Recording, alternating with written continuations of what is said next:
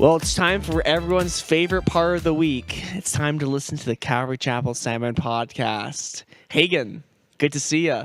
Good to see you, Jordan. How you doing today? I'm good. How are you? Good. There's a lot of really interesting things to talk about. Big things are happening in our world. It's raining today. That's true. That's big. Some would even say that Charlie Kirk's love is raining down on us. We're recording this on his birthday, Tuesday the 14th, which is also Michael McComas' birthday.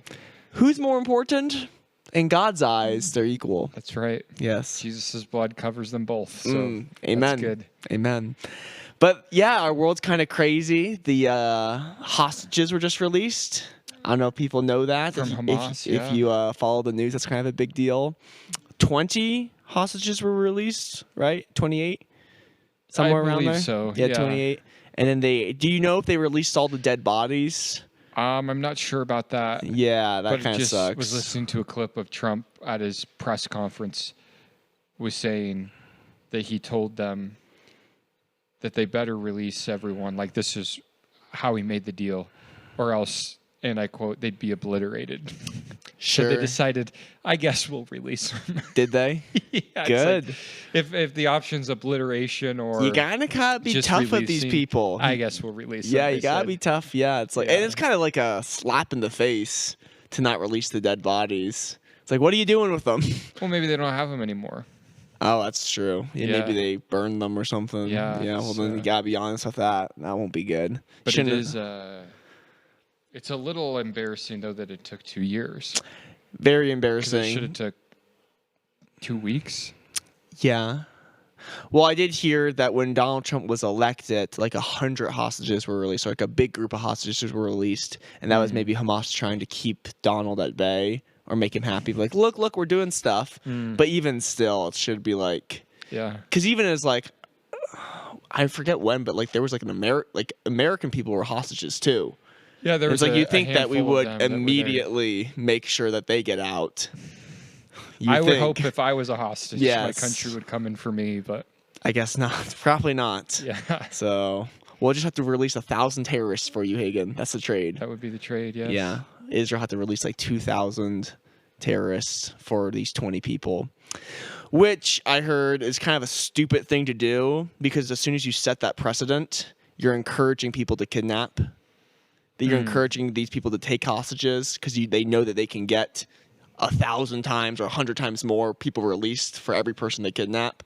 So if you were just to draw the line in the sand and say we don't trade lives, or you think it would be like 1-to-1? Sure. Like, oh yeah. That seems fair at least. Yeah, 1-to-1 if you ratio. set a precedent where it's like 1-to-1 or one bad guy for one good guy. Okay, but it's like 2,000 10 times as many. It's bad like you're guys just or whatever. wanting people It's to like, kidnap what are we doing? the Israelis. So I think that's a little silly, but that's good.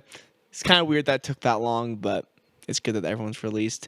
Hagen, do you think Donald Trump's going to heaven with his most recent comments? He said an interesting thing on Air Force One. Yeah. Kind of sad. Because he made something about maybe getting Ukraine to stop. That would, like, quote unquote, get him into heaven. And you can kind of tell he's being cheeky. Yes, there. This reporter asked him, and he even said, "I was being cute" with that answer, which I love that response. Yeah. But then he like literally says, I don't know if anything will get me into heaven. Like, I don't know if I'm heaven bound, he says. I'm not sure if that's for me. And like the way he does, he just keeps talking about it, but saying it in different ways. And it's like, I think he really thinks that. Yeah. So, which is a tragedy. Yeah. Yeah. Because he hears the gospel, doesn't he? Well, he's I'm heard sure the gospel. JD shares it with him every day. Old JD Vance. Yes, that man who's married to a Hindu. Yes, which is kind of odd. Hindu and he's a Catholic. Yes. Yeah, it's kind of odd. Yeah, but I think I like JD Vance, but that's kind of an interesting thing where it's like, yeah, Jesus Christian, yeah, be brave for Christ. And it's like you're married to a Hindu woman. I heard a lot of people because everyone's now doing these turning point things, right? Yeah. So Vivek Ramaswamy, remember him? Everyone thought he was going to be our president for a while, and then he kind of dropped off the face of the earth. He was doing one at this campus, and like many questions were, it seems like you just want to pretend to be like a Christian even though you're not. And why? Why do you like want to be like, I'm just like you, but I just don't believe what you believe? And he was like, I believe in one God, even though there's like all these different expressions of God in Hinduism. It's just one God and like doing your best. But these college students were like asking him, like pressing him on this thing. Yeah, but that's what everyone does. And then they also asked Glenn Beck, which was good because he was in South Dakota. And they asked him about that being a Mormon. And his response was very interesting. He says he doesn't believe in the Nicene Creed. That's why he's a Mormon. Oh, wow. It's the Nicene Creed 500th birthday or something, like today or something, I think it is. Or on Monday it was. Like, wait, no, much longer than 500. Like, it's much older than that. It's like, I think it'd be like it's something, it's his birthday. Okay. Yeah. I'll have to look that up. I'll have to get my fact checkers on that one. Yeah. But, yeah, that's interesting. I think everyone tries to pretend like they're Christian for gain. It's just what you do. Democrat and Republican and Trump. I think we're going to see more of that because in a way the tables have turned. It used to be maybe under the season of like the Obama and Biden era where you really didn't want to be a Christian. Sure. But now I think it's becoming more popular. And you're going to see more people, quote unquote, just hijack this title of being a Christian because they feel like it could give them gain politically. And it will. It used to take away from you politically. Now it's going to maybe give you gain, but we'll see that the cycle go back. Yeah, and I think like how many people genuinely think that Donald Trump is a good Christian man. It's probably very high. Yes. Yeah, and it's just like... Even though he says, and I don't actually believe this is part of the gospel, which we should actually talk about it someday on the podcast, even though he's never asked God for forgiveness. And someone told me that in order to be saved, you have to ask Jesus to forgive you. And it's like, I actually don't see that anywhere in the Bible. The only where I see that is in the Lord's Prayer, forgive us our debts as we forgive those who have trespassed against us. But I think you can be born again without saying to God, forgive me. Yeah, but he clearly in his mind just doesn't understand the gospel. But every time he takes the little juice in the cracker, it's essentially asking him. And he loves doing that. It's he loves taking the juice in the cracker. Yeah. Yeah, he's just very confused. Actually, it's wine, and it's the only time I drink wine. Yeah. Which is true. He's not into alcohol at all. Which is good. No alcohol, no cigarettes, and no tattoos. That's what he tells his kids.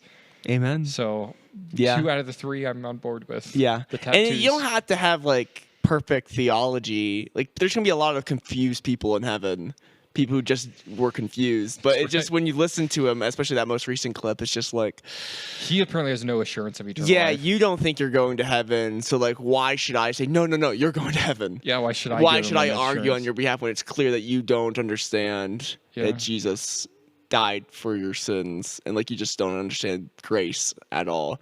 So it would be silly. It would be silly for me to, if he doesn't believe it, it'd be silly for me to try and believe it for him, or convince other people that he really does believe it deep down. Yeah, it's just like, no, it's silly. Yeah. It's just sad. Yeah, we want to see Donald in heaven. There's time. Yeah, maybe he'll finish being president, and then it'll all make sense. Yeah, because what did people always say when it came to like his second term? He came into the office a broken man or something. Like they really over spiritualized that. Like the first term, he was all like high horse or whatever, and then he lost, and that humbled him, and now he's trusting in God, and he's a broken man. And, and he almost got shot. That does something to you, I think. Yeah, and he recognizes that. I think he recognized that God saved his life, and that was a miracle. I've heard him kind of express that, but that's still different than... Even the demons believe in God. Yeah. I don't know. So, Well, hey, again, also in news, just as important as Donald Trump, you're heading to the Republic of Georgia on Thursday. By the time this drops, I'll be heading that direction. What are you excited for? What are you nervous about? Tell us a little bit about that. I'm excited to go back over there. This will be my 3rd trip. And I'm excited who I get to go with and what I get to do. Okay. Yes. Thank you. But we don't want to give too much detail. No, that's true. Yes. What are you nervous about? I'm not really too nervous. I just can't quite decide how to pack because it's fall over there too. It is high to mid 60s, the low or the mid 40s. So I guess I should just wear what I wear here. Looks cloudy some days with chances of rain, so it's going to be a little gloomy. You kind of already do dress like the Georgians. They kind of all dress like gangsters almost. Really? They all kind of got like these like chains. When I was over there, I kind of noticed that they kind of all have chains. It's kind of like a little gangstery. Okay. Like I bet they're all wearing these big puffy coats right now. Yeah. Yeah. Good. Maybe not jeans and cowboy boots, but something along this line. I think you'll fit in just fine. Okay, good. Maybe not backward hat. I was nervous either. about fitting Yeah, in. So I'm but glad. they were kind of. Well, I'm going to take a beanie. I think that'll really add to it. Oh, yeah. I bet you'll be the only pastor there with a beanie. Yeah, as well as a hat, but yeah, a cap of both. Yeah, beanies are nice. Well, today we are going to look at another parable. This is actually one of my favorites. This is a good one. Yeah, because of the lesson it teaches and the self-reflection it really gives about this idea of forgiveness. And I actually have a story to share if we have enough time that I've been wanting to talk about on the podcast that kind of relates to this. Well, we're all on the edge of our seats. But Matthew 18, do you want to read it? Verse 21. Sure. Yeah, then Peter came to him and said, Lord, how often shall my brother sin against me and I forgive him? Up to 7 times? And Jesus said to him, I don't say to you up to 7 times, but up to 70 times 7. How many is that? 149. Sheesh. Wait. 149? 490. Yeah. Okay, keep going. I was like, wait. I don't want to look really stupid and be wrong. But yeah, keep going. Therefore, the kingdom of heaven is like a certain king who wanted to settle accounts with his servants. And when he had begun to settle accounts, one was brought to him who owed him 10,000 talents. And as he was not able to pay, his master commanded that he be sold with his wife and children and all that he had, and that payment be made. The servant therefore fell down before him, saying, Master, have patience with me, and I will pay you all. Then the master of the servant, he was moved with compassion, and he released him, and he forgave him the debt. But that servant went out and found one of his fellow servants who owed him 100 denarii, and he laid hands on him, and he took him by the throat, saying, Pay me what you owe. So his fellow servant fell down at his feet and begged him, saying, Have patience with me, and I will pay you all. And he would not, but he went and he threw him into prison till he should pay the debt. So when his fellow servants saw what had been done, they were very grieved, and they came and they told their master all that had been done. Then his master, after he had called him, said to him, You wicked servant, I forgave you all that debt because you begged me. Should you not also have had compassion on your fellow servant, just as I had pity on you? And his master was angry, and he delivered him to the torturers, the dementors, the torturers, until he should pay all that was due him. So Jesus says, verse 35, My heavenly Father also will do to each of you from his, let me try this again. So my heavenly Father also will do to you if each of you from his heart does not forgive his brother his trespasses. The importance of forgiveness found in this parable starts with a convo with Peter. How often should I forgive? Up to 7 times? Peter throws out an idea, an answer, thinking that Jesus will be impressed with his compassion and mercy and willingness to forgive 7 times. And Jesus doesn't even give in. He's thinking, you think this is impressive? And so he just uses this big number. Yeah, he's just like 7. How about 70 times 7 kind of a thing? Yeah. It's like, whoa. Like you thought you were big at 7. It's like, no, you're not. So even I'm not thinking supposed right. to be keeping track of how many times I have to forgive someone. No. It's like you're at 382. Yeah. Only 98 more to go. Sheesh. Do you know how many words are how many letters are in words by saying them? how many I saw this on letters are Instagram in quote. words. Like but this it's guy has like a gift cat, where you 3. can just be like, you say a word and right away he can just discern how many letters are in it. If they're small words. And the way you did the math in your head, I'm curious if it works for words. If I'm just like, well, I don't even know if my math was correct. if I'm there. like chapel, can you just know right away how many letters are It's in not it? 6. You have to think about it. I just I'd guess. have to literally count each letter to know. Chat. Bull. Well, yeah, I need to know how to spell it first, and I was right with 6. Okay. Yeah. Maybe you do have the gift. I don't think so. Columbia. I'd have to 1, 2, 3, 4, 5, 6, 7, 8. 3, 6, 8. Yeah, you just gotta think about it and kind of put the letters in groups, and then. Did you count by 3s? Well, C-O-L. Well, count the vowels first. It's actually interesting how I did that. I did C-O-L, and then I did B-I-A, and then I did the U-M in the middle. So I did 3, 3, and then 2. That is interesting, actually. Yeah, so I worked my way backwards. So because C-O-L Like a just sandwich. I guess I did by the what do you call it? Common Core? No, no, like Columbia. Oh, syllables? Yeah, I did by the syllables. Columbia. Wait, no, I didn't do it by the syllables. Syllables are kind of tricky. 'Cause you could just be like, Columbia. Or you could be like, Columbia. Columbia. But Yes. Jesus says you need to forgive really every time. Yeah. That's the point. That's the point. Every time you should forgive.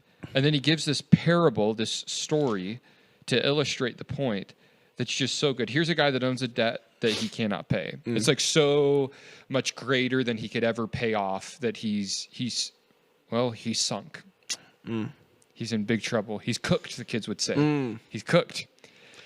And the master goes, it's time to pay up. And this guy goes, it's impossible. This debt I owe, I cannot pay. So he just begs him. He has no other resort than just begging him. So he goes, please. I have in the margin of my Bible 10,000 talents, which is what he owed, billions of dollars. Whoa. Is that what you have? Is that what I have? Yeah. I don't have anything in my margin. Okay. But So I just have billions of dollars. So I That's don't a know lot. where I get that from, but it's a lot of money. He could never pay well, it back. probably from compounding a penny every day for a month would give him about billions. About Or 3 trillions. billion. Yeah. Not true. That's funny. It's a little inside joke there from Yeah. summer camp. Youth camp. Yes. Hopefully your message for this youth conference I'll on bring Saturday that has back. no math. in Yeah, it. I'll bring that back. Yeah. Hey, they remembered. Yeah. Do they remember the point? Maybe not, but they remember that. So forgiveness is important. So he begs him, and the guy goes, you know what? You're right. I'm going to have compassion on you. I'm going to have mercy on you. You're set free. And this guy who's now been forgiven, set free of everything that he could not owe, this weight lifted off his shoulders, walking in freedom, takes that freedom that's been given him, goes to a guy that owes him so little 20 compared to bucks. what he owed, Yeah. grabs this guy by the throat and says, you better pay me, buddy. And you read that, and the way that Jesus says this is just so good because it's so just like off-putting and offensive of seeing how much this guy gets forgiven and how he's not willing to forgive someone so little. You read that and you're like, ugh. Like, who would do that? But then you're like, wait a minute. Who I would would do do that. It's like, what has Jesus forgiven me? Well, everything. And then when someone sins against me, do I hold that against them? Do I demand some sort of crazy thing from them? Or do I, like Jesus, freely forgive because I've freely received? For sure. And what happens to the guy when he doesn't forgive? He gets in trouble. Yeah. Yeah. There's torture. He gets tormented. There's tormentation that takes place. Yeah. And that's forgiveness, is to set a prisoner free and to realize that prisoner was you. Yeah. Unforgiveness keeps you bitter, in bondage. It keeps you thinking about the person and the situation which they've probably moved on from. They're not even thinking about it. And you harbor this in your heart and you let it ruin your day over and over again. And every time you see them drive down the street or sit across from you in church, you're just like, ugh. Yeah. And it's like, you are the victim here. Sure. So let go Yeah. and let God.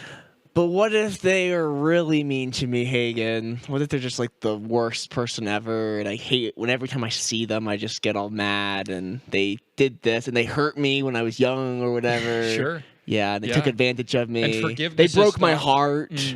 I'm sure that's a thing. Yeah. Forgiveness is not giving someone permission for what they did, but it is you moving on what they did do against you. Sure. So forgiveness is, well, if I forgive them, then I'm letting them get away with it. No. Or if I forgive them, I'm saying that what they did was okay. Nope. You forgiving them is setting you free from whatever it is they did against you. That's the key there. Yeah. There's a difference between forgiveness and reconciliation. Reconciliation is just a fancy word for like having a relationship.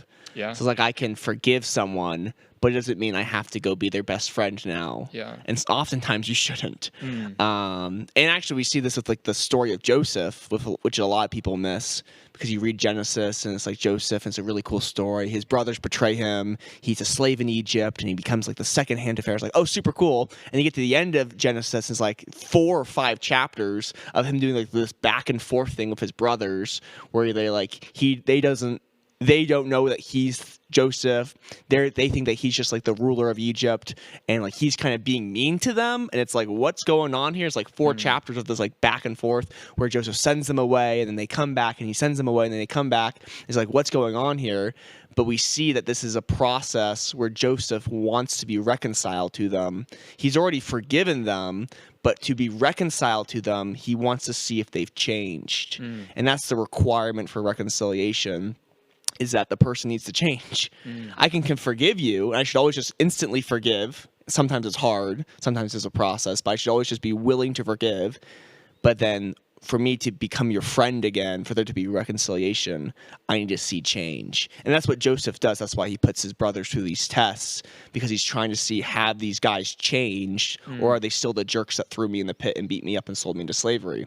That's why he accuses them of being spies. That's why when he brings them in, he treats the youngest brother, Benjamin, really, really good. He like gives Benjamin twice as much stuff and twice as much food because he's looking at the other brothers to see, are they going to be jealous and envious of Benjamin like they were jealous and envious of me? And he sees that they're not. And so he's like, oh, wow, they've changed there. And then finally, like the final test is that he frames Benjamin by putting his cup or his goblet of fire in their bag, sends them away, and then he's like, "Oh, Benjamin stole my cup, and I'm going to keep Benjamin as my slave forever." And then Judah comes, and Judah's like, "Hey, actually, I know that you said we can all go free and we can walk away, but I'm going to take Benjamin's place. I'm going to step in and take Benjamin's place and let Benjamin go free because I love my younger brother that much." And at that point, Joseph breaks down and realizes that they have changed, and he reveals himself to them. And who's from the tribe of Judah? Jesus, and he's our substitute, and he takes our place. So difference between forgiveness. Joseph forgave them as soon as he saw them, and it's even clear before in Genesis that Joseph moved past that stuff. He wasn't being held down by his brothers. He wasn't thinking about his brothers every day. He forgot about that. He forgave them, but for him to reveal himself to his brothers, he needed to see change in their life. And so, yeah. And we don't want to have the mindset well, for me to forgive them, they need to change. No, we want them to change. We forgive them. We're not mad at them anymore. But if I'm going to be close with them, then there needs to be something different. Yeah. Sure. So, That's good. So, this is kind of leads into a story I wanted to tell, actually. Do you share? I needed to talk to the right people before I shared this story publicly, but all that's been accomplished. So... I don't know the details and they don't matter outside of this was what the reality was. For whatever reason, growing up, I never heard any stories or got to meet my dad's dad. You know where I'm going here? I do know my grandpa on my dad's side, my grandpa Miller. And I never heard anything negative, but never heard anything positive. And there was just this void, and I knew he existed, and I knew he lived in Montana, but I just didn't know anything, and he never came around, and we never went and saw him. And so I always had this fascination with wanting to meet him one day. And I thought, when I became an adult, I thought I'd go and meet him once, and then I kind of tried to find him, but couldn't really find him, and just didn't think much about it. And then just about 2 months ago, his cousin, who lives here locally, ended up dying. He was 90 years old, in the hospital. And I was going to go see him, and he was sleeping, so then he went home, and then he died, and that's okay. But then that got me thinking about my dad's dad again, and I was like, I should do some research online and see if I could find an address or a phone number or something. So I did some digging around online, and sure enough, I found an address that kind of made sense of where I thought he might be. So about a month ago, when I had to go up to Missoula to pick up some people from the airport, I left early because he lives just about an hour outside of Missoula on the other side. I just said, I'm going to go introduce myself to this person. So I'm like, okay, I have like no idea what to expect. I've seen a few pictures of him, but I just know nothing really to go off of outside of it. Must be something bad if I've never seen him, right? I mean, there's got to be something there. And, but it's like, I just think this is worth trying out. And either, I'm going to find out why he's not a part of my life and I'll know, or maybe for me, I would be able to have a relationship with him. So I find the place, I get there, I'm so nervous. There's like a gate that's shut off the highway. So I walk up this driveway to this house, and I'm looking around, and I'm knocking on the doors, and no one's there. It's like, okay, I'll just wait back down at the road. Must be in town or something, should be home. So I start walking back down the road. I spend probably like 15 minutes walking around the place, knocking on all the doors, trying to make sense of what's going on. Walking back down the road, look over to the right. There's the neighbor outside feeding some cows. So I go, well, let me just hop the fence and ask the neighbor if this is where my grandpa would live. So, does my grandpa live here? So I hop the fence, start walking towards this guy. He's like, how are you? And I'm like, good. How are you? And then I go, does Curtis Miller live here? And he goes, I'm him. No, but I do know where Curtis Miller does live. Yeah. I know Curtis Miller very well. Yeah. That's what I would have said. Yeah. Yeah. He goes, no, but I'm him. So I had the wrong house. It was just so the next dramatic, door. Yes. And I'm like, oh, he's just like feeding some cows. So he gets down off the little flatbed trailer where he's feeding cows from. He has like 5 cows. And I go, oh, cool. And I like reach out my hand. I go, well, my name's Hagen. I go, Hagen Miller. He's like, okay. And I go, your grandson. Bum, bum, bum. Yeah.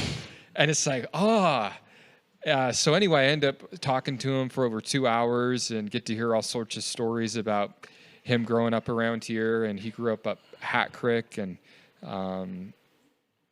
out by the Persimmon kind of. And then, I just heard a lot of cool stories and different things that I never knew, or more clarity about things. So then I was like, hey, if you don't mind, can I get your phone number? And, when I come by again, I could let you know, and maybe, we could just visit a little bit more. He said, yeah, absolutely. So I got his phone number, and I'm going to, by the time this drops on Friday, I'm going to see him on Thursday. So the day before, but still future for us here today on Tuesday. I'm going to visit with him on Thursday just for a couple hours and continue to see what goes on and just see what might be there. But it was nothing that I expected.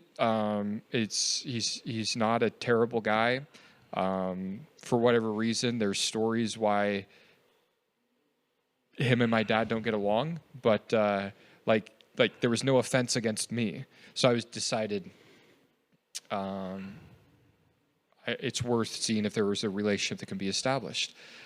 In that, though, and I don't want to talk badly about people in my family, but this is just kind of how it is, like a contrast between me and my sister. My sister would probably have no interest in wanting to meet him. And she would even say, why would I want to meet him? And it's like, you've taken an offense against someone who you don't even know and hasn't even offended you. And I think it's Jesus in me that allows me to just be like, I don't care at all what happened in the past. And you've done nothing against me. So whatever beef you have with other people in my family, hopefully that can be worked out one day. But how about I just get to know you? So this parable reminds me of that. And I'm glad that I went on that trip to visit him. And I called him last week to let him know, hey, I'm going to be there in a week. He said, yep, come on by. I told him I'd hang out for a couple hours. So that's what we're going to do. And right away when I met him, this is a cool little side note. Right away when I met him, he starts talking to me about religion and God. Yeah. and how he doesn't go to church because he doesn't really like people. He's kind of just likes being alone, and he doesn't like crowds and they're too noisy. But how he was raised reading the Bible, and his dad would have him read the Bible and ask him questions about it, and how he believes in God, and he was quoting all these Bible verses to me, actually. So I assumed that somehow he heard, because my dad's one brother kind of has a relationship with him, somehow he heard that I was a pastor. That's why kind of right away he's having this conversation, because that's kind of what people do when they find out that you're a pastor. They want to start saying why they haven't been at church in a while, or, sounding spiritual. Yeah. But I go, he talks about this for a while, and I go, do you know I'm a pastor? And he goes, no, I had no idea. So that was pretty neat. Oh, wow. And then another thing that I learned, which is just kind of cool, his brother was a pastor and got to go to Russia back in the day and was teaching the Bible there. And because I was telling him how I'm going to go to the Republic of Georgia, which is just south of Russia. So it's like, oh, wow, someone in the Miller line had been in that part of the world sharing the word, and I didn't even know that. So there's just all these little things that I'm learning, and it's just encouraging. So I don't know. My encouragement is if you got someone in your family maybe like that, reach out. Yeah. Time has a way of healing, or be willing to forgive and even forget, and just give people another chance. Because it's like, for me, it's like, here's this guy who's 78 years old, 79 years old. He's not going to live forever. He's in pretty good shape, which gives me hope. Yeah. It's like, these are the genes I got. My dad's in good shape. He's in good shape. So although I'm losing my hair from my mom's side. It is the mom's side that makes you do that. My dad's side keeps me young and, able-bodied. But it's just like, here's a guy who's lonely, honestly. He's old. He's never met me, really, maybe when I was like 3. He has no relationship with anyone now in his family who carries his name. It's like, the worst that could happen is, I don't know. I don't even know what the worst that could happen. So it's like, why not? Why not just take a step of faith and just see? And the good news is he lives, a ways away, and I don't go that way that much. So it's not like I'm moving in with the guy, or I gotta, spend all this time with him. But could I find several hours throughout a year to get to know him when I'm in the area, and build a relationship, and share Jesus with him even more, and wherever he might have still some issues there, and just see what the Lord would do? Yeah. So that's what's going on. Yeah. So it's easy to be very dismissive about our family. Just be like, whatever. Yeah. But God chose you to be part of that family. So that's right. And it was even cool just hearing, because he made some comment. He's like, "Are you married?" It's like, "No, I'm not married." And he said some comment like, "Well, who's going to keep the Miller line going if you don't have any kids?" It's like, to me, the fact that that's even in his head was kind of cool, because you would think, here's a guy who, for whatever reason, had zero interest in hanging out with people with the last name, with the same last name of Miller, all this time. And yet now, as we're meeting, he's like, you got to keep the name going. And it's like, yeah. Yeah. So it is it's interesting what becomes important to people. Yeah. Yeah. Yep. Got to keep the Miller line going. The Schaefer line's going to go strong. I have a feeling about that. I'm sure. Yes. Between all them Schaefer boys. That's right.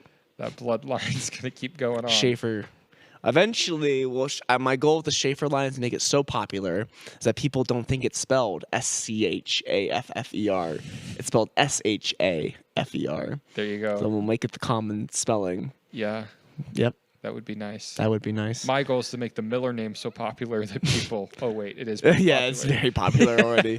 Which is kind of odd. It's like, are you guys related or no? It's like, no, we're not related. It's like, but you have the same last name. So somehow... something happened. Something did happen. No one knows what happened, but something happened back then. Because it's like, you just all were like, we're all Millers. Because that's a job, right? So it used to be the Miller, the town Miller. And now we're just like, that's your last name? Which is still what the Millers, like my grandpa was a logger. Yeah. It's what's in your blood. It's what you're good at. And honestly, that's why you're so good at splitting wood. This will sound weird, but I think there's some truth to that. If you wanted me to paint this room, I would hate it. Yeah. Like, I couldn't think of a worse thing for me to spend my day doing than painting. I despise painting. But tell me to run a chainsaw, and I'll do that.